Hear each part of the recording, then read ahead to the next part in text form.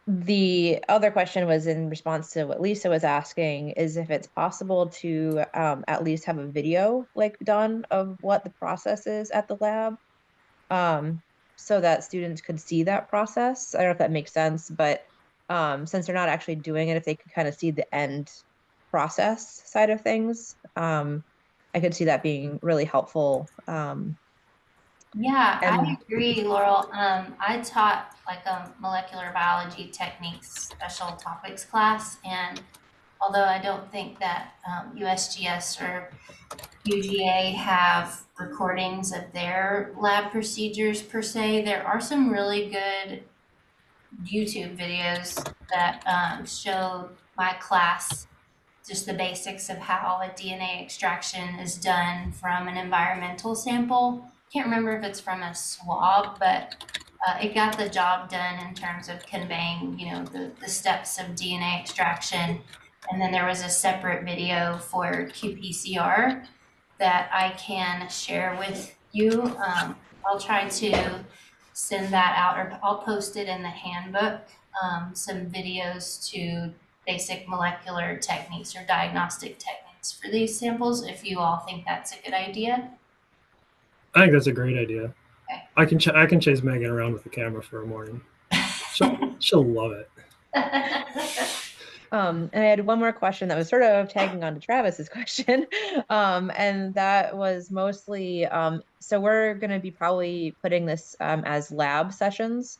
And so there's 2 back-to-back lab sessions, but they're both on the same day. So if it's a particularly bad salamander day, do you would you want us to kind of like work with another class to bring it up to that 30 sample, or do we just send what we've got essentially? Or 20, I guess, sample. I can answer that. So I would encourage you, if you have time and ability to go out and sample again, that is great. But I've accepted samples with 1 sample in it in the past. And if you want more data or like need more data for your class, going to the amphibian disease portal and downloading, you can access all the SNAPS data for the past, how long we've been doing this, 3 years, and look at all of the data plus whatever 1 or 2 swabs come back. Great. I'll go back to your first question, Laurel, for everybody. If you're storing swabs, store them in a good freezer, minus 20°C, a freezer that doesn't go through freeze thaw cycles is ideal. If you have a minus 80, that works great too. Okay, and I see a question in the chat from Scott. Are egg masses okay to swab?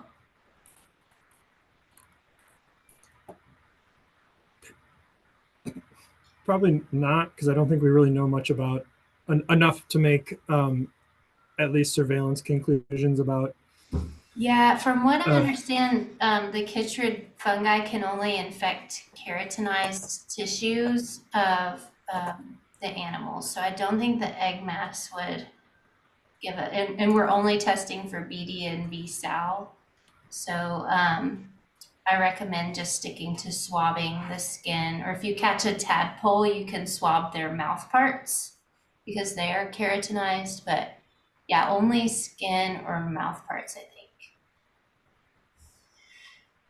Okay, and then I see hands up. Jen.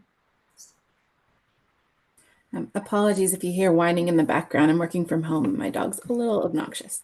My questions are, again, going to the sampling.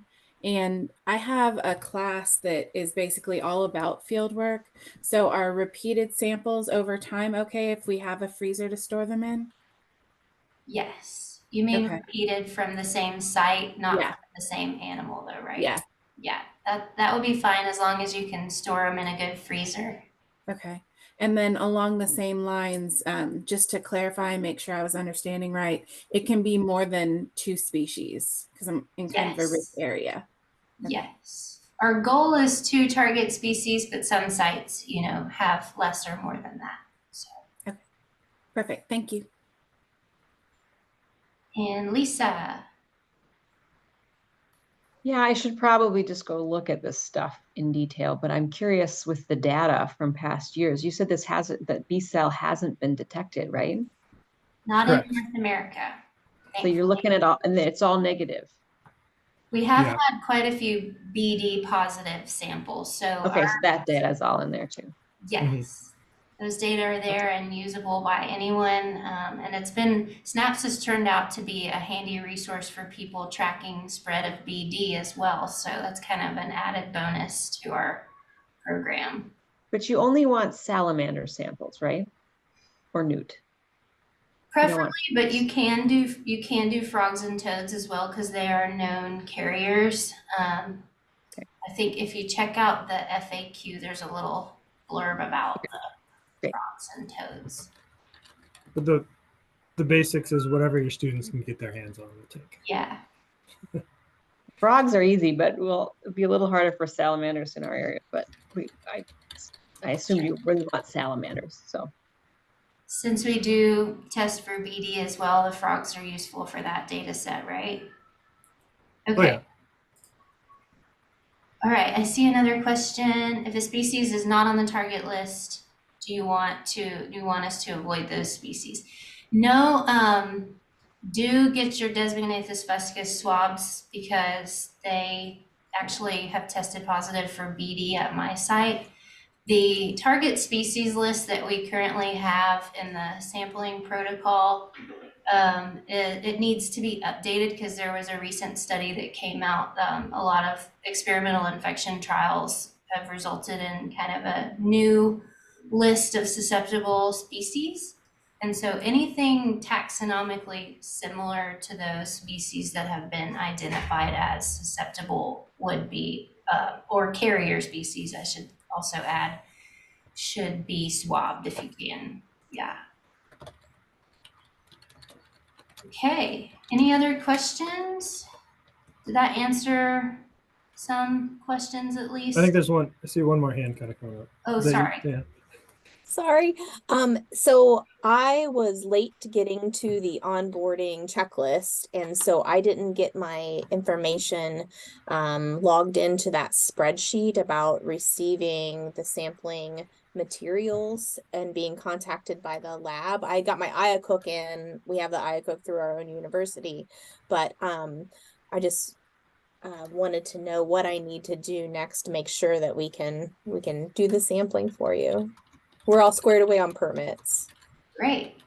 Yeah, if you would just go ahead and add your name and your institution to the logistics spreadsheet, and then Megan, you go ahead. This is your forte.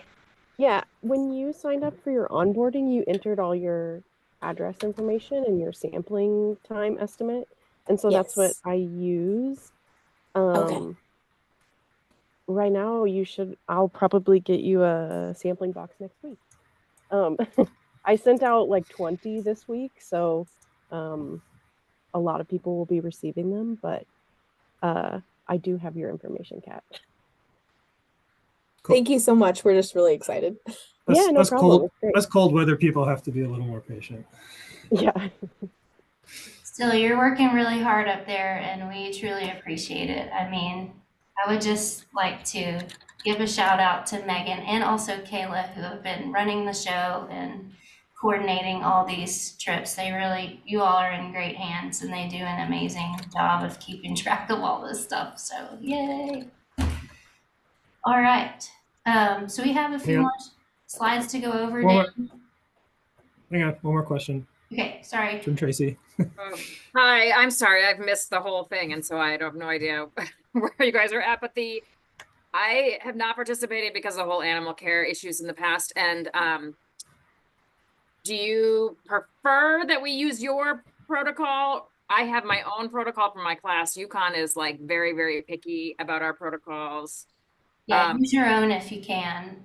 We'll put you under our umbrella IACUC if you need us to, but yeah, I use my own institution's IACUC as well, and that works. And then UConn will definitely want you to see a copy of the overall protocol because they'll want clear documentation that I'm sending you samples and that's going from, even though it's not a live animal, I think they will ask me to document the transfer from mine to yours. Yeah, don't hesitate to ask for whatever you need as soon as you need it to get that kind of permits or Okay. IACUC stuff done. And The there's a handbook really has a lot detailed of, sorry, go protocol ahead, Megan. there's a really detailed protocol in the SNAPS handbook that you could probably review, and that might work for what it sounds like you might need. Right. I can cut and paste that into my own. And then, okay. So, all right, I'll do it that way. Thank you. All right. Any last questions? We'll have another opportunity at the end if questions come up too. So. All right. One thing I wanted to mention is that we do invite you to take a class photo out in the field and share it with us if your institution allows for sharing of photos and things like that. They may end up on our SNAPS website and or pamphlets or other promotional materials. So do consider look into your institution's policies for photo sharing, and also obviously make sure that that your students in the photo are okay with you sharing them, but they're really great to have if you can and are willing to share a class photo. We love seeing all the smiles. So one thing I wanted to mention is our SNAPS student learning assessment. This is an optional part. It's not required of all of our SNAPS participants. This is more targeted toward university students and classes that incorporate SNAPS as a unit, a learning module into their semester. But that being said, it doesn't necessarily have to take up multiple class periods and lab times. Obviously, your trip out in the field is required to get the samples, but it's not like you would have to dedicate a month of your class time to teaching about threats to amphibian biodiversity, the chytrid fungi, and emerging fungal pathogens. You can if you want, and we do have lesson plans to support that. But I have in my intro bio classes and freshman classes oftentimes just spent maybe one class period explaining these things before we go out in the field. But either way, it's a win-win situation for us and for your students. We get really positive feedback from both students and instructors who participated in SNAPS. It tends to be the highlight of the semester for my students, and they talk about it for years afterward. And they make incredible gains in not just the biology and the ecology, the epidemiology of this pathogen, I guess post-pathogen ecology, but also they make gains in their own self-efficacy and feelings about wildlife conservation in general. They feel like they have made a contribution to a really important cause, and just getting out there and interacting with live amphibians is something that they love to do and that they will remember forever. So it has boosted confidence in their ability to be scientists. Some of them have expressed interest in going to grad school and or pursuing careers in STEM just because they had such a wonderful time participating in SNAPS. And so this assessment that we do is really simple. There's a pre-SNAPS assessment. It's just a survey where they go in and they give us their demographic information. It's all anonymous and de-identified information. They tell us a little bit about who they are and about their knowledge and their knowledge of amphibians and fungal pathogens and things before learning about them in class. And also they tell us a little bit about their feelings and perceptions of conservation efforts and being out in nature and STEM careers and things like that. Then we either teach them and take them out in the field, or we just take them out in the field to do the SNAP sampling trip. Afterward, they do a post assessment that asks them the exact same thing. So it's essentially just the same survey Everything's anonymous and de-identified, and the students do have the option of opting out of our SNAPS assessment data set if they do not wish to be a part of it. And just a little bit of a heads up. Again, the assessment is optional, so you don't have to send the link to your students. We do encourage you to, but it's not required. And I like to do it in class. If you do choose to do the assessment, is have the students bring their laptops and just it takes 10 minutes for the students to complete the survey. To be included in the SNAPS assessment, so the purpose of the SNAPS assessment is to help us improve the quality of the SNAPS experience and just the network in general. We want to know more about the students who are going out and who are our network, right? And improve it, broaden it demographically. So this assessment data really does help us improve both the surveillance and the learning aspect of SNAPS.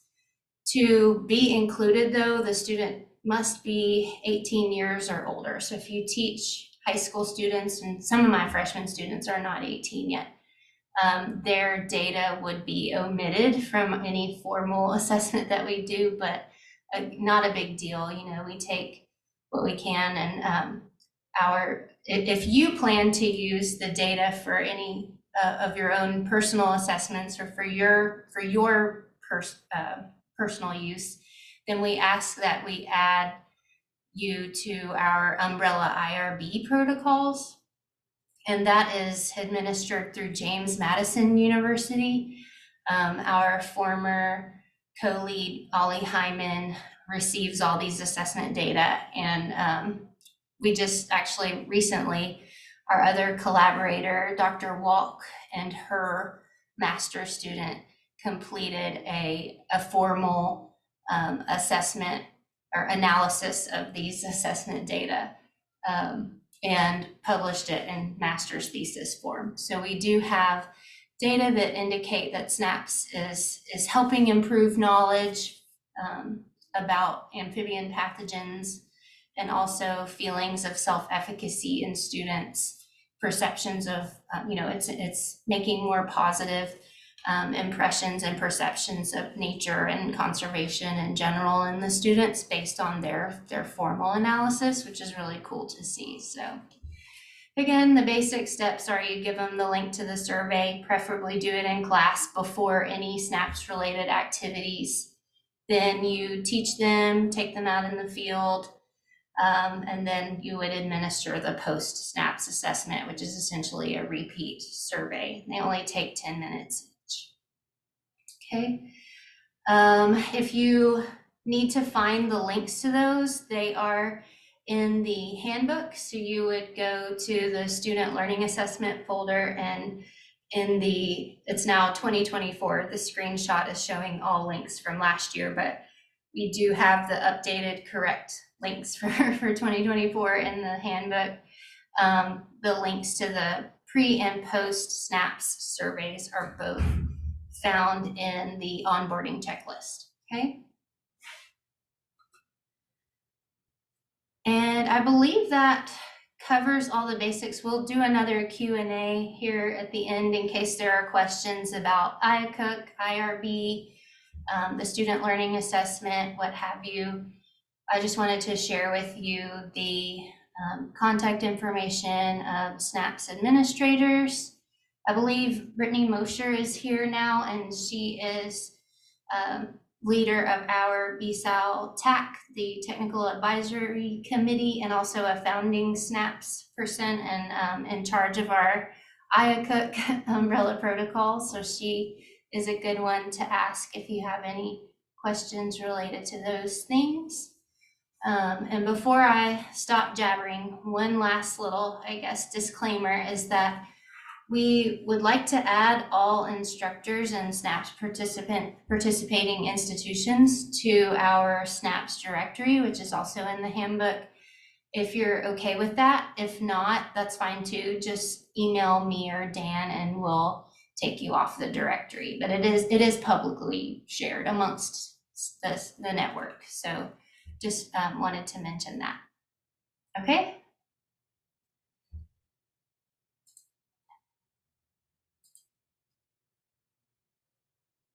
All right, I see a question in the chat about our amphibian disease website. Is it acting weird? Yes. Okay. I went to check something during the meeting and it's not loading for me either. So I'll email the folks at Amphibia Web and see if they can, I don't know, get the hamsters running a little faster or something.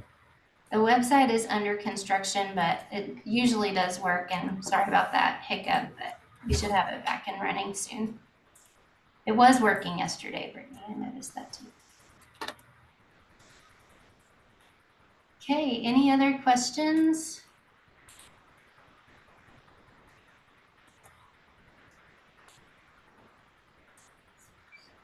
Aubrey, this is Keely from Penn State Du Bois. I do have a really quick question. Sure. So because of just the pace of our IACUC, even though we have a ton of protocols through them, it just seemed easier and quicker to go through University of Vermont. But is there anything that I need to do on my end about contacting my Office of Research Protections beyond getting my campus official to sign and certify? Besides signing the MOU? Yeah. I don't believe so, but Brittany is here and she's our authority for the IACUC umbrella protocol. So I'm going to turn that question over to her. Sorry, Brittany, I think you're muted. It doesn't say you're muted, or I don't see the little mute button.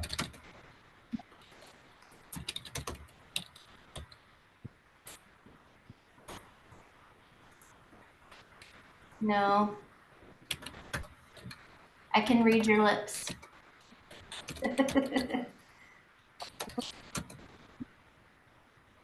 Okay, she's going to answer in the chat, Keely, if that's okay.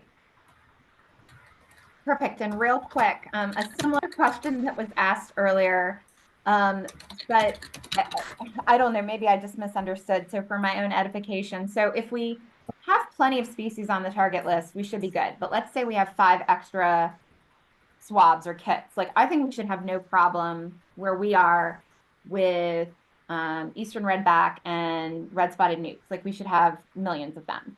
But we also have areas with tons of spotted salamanders. So I'm just thinking, but those aren't on the target list. So, but you said the target list might be updated, that data was old. Yeah, it does need to be amended. So there's a paper, Gray et al. 2023. They just published, they did an extensive susceptibility study of many more species. And you're asking about the spotted salamander. Is that Ambystoma maculatum? That you're like the lunged one? Yes. Okay. Yeah, I'm not sure. I thought I saw that there was an ambystomid or 2 maybe on that list that we do have. I may be wrong about that. Let me double check. Okay, I thought that was on the resistant species. Oh, okay, that's plenty. We should have plenty. So, yeah. But I was like, if we end up with 5 extra, should we do that, or should we just? I say go for the newts. Those are our number one species that we're most concerned about. They are extremely susceptible, and because of their complex life history, they have the potential to spread it, like not just through the aquatic system, but across the terrestrial landscape, and then they come back to the water. So it's like, we're worried about the newts. So if you have extras, then I would go for the newts.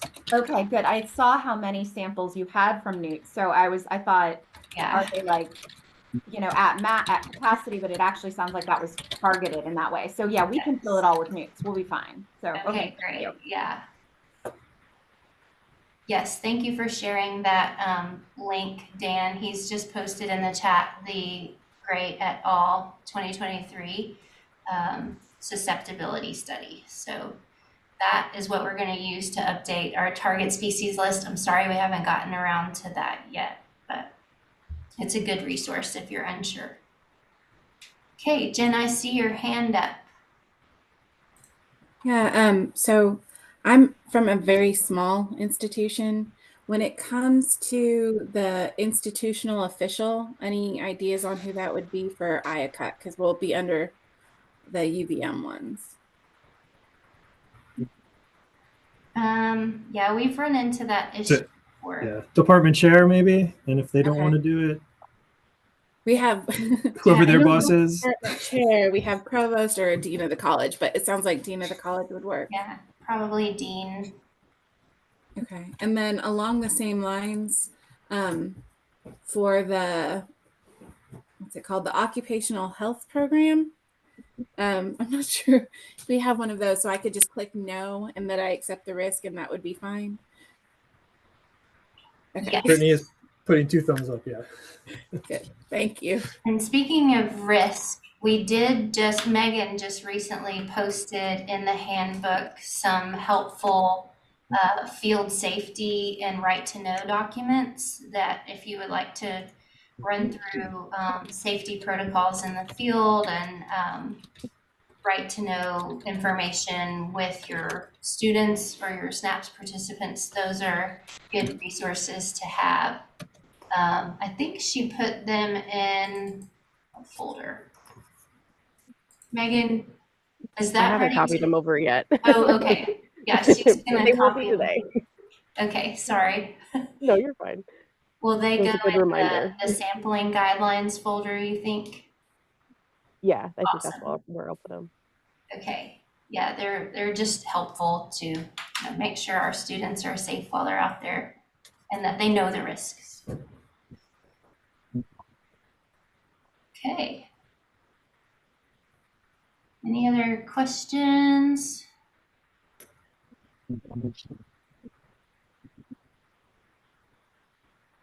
If you think of something later, please feel free to reach out to any one of us.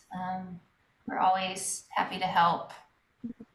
I actually have a quick one. Yeah. I was just looking at the city training on the UVM website, and it looks like you're supposed to have like a net ID through UVM. How would or I guess you can register. I'm seeing that now. Maybe you can register. I guess the question is so I'm actually kind of like through 3 different institutions. If I do have city training through our local university, should I be taking it through them or through UVM? If that makes sense. UVM. Okay. And so I just register on the UVM website and then take it. Okay.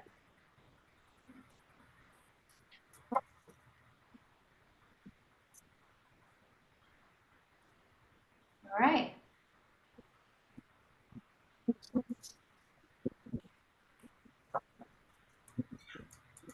So if that is it, then I guess we can go ahead and wrap things up. Once again, we really, really appreciate all of you being here today and look forward to keeping in touch with you and hearing about how awesome your sampling trips were, how much fun everyone had, which is almost the case 100% of the time. So I'm excited for you, and thanks again, everybody. Bye.